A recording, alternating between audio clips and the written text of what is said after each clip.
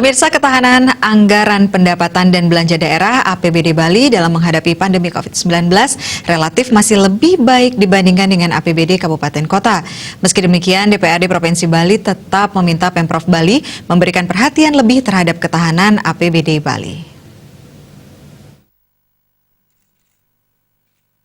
Inyoman Sugawakori selaku Ketua DPD Partai Golkar Provinsi Bali saat ditemui di gedung DPD Partai Golkar menjelaskan ketahanan anggaran pendapatan dan belanja daerah APBD Provinsi Bali dalam menghadapi pandemi COVID-19 relatif masih lebih baik dibandingkan dengan APBD Kabupaten Kota, mengingat sumber pokok pendapatan pemerintah Kabupaten Kota terutama yang memiliki destinasi pariwisata masih mengandalkan pajak hotel dan restoran PHR.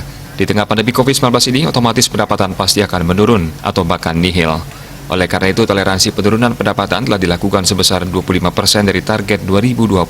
Setelah dilakukan pengecekan dari penurunan 25% per bulan Juni, penurunan sudah mencapai 60% lebih. Target pendapatan tidak terlalu mengkhawatirkan, tetapi hal yang menjadi masalah adalah kewajiban mengalokasikan anggaran untuk prioritas terhadap penanganan COVID-19.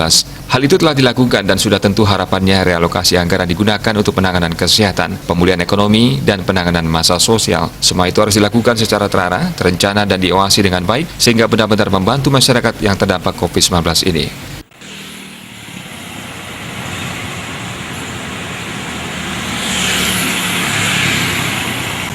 Memang kalau untuk provinsi, anggaran daerah kita relatif masih lebih aman dibandingkan dengan kabupaten kota. Karena untuk kabupaten kota, sumber pokok pendapatan daerahnya itu kan dari PHR, terutama daerah pariwisata. Tapi kalau Bali kan dari PKP, BBNKB. Dengan adanya COVID ini memang kami rasakan pasti akan menurun.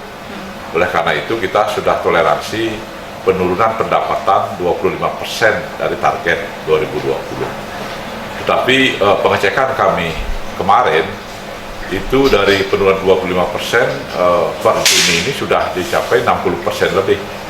Artinya target pendapatan tidak terlalu mengkhawatirkan.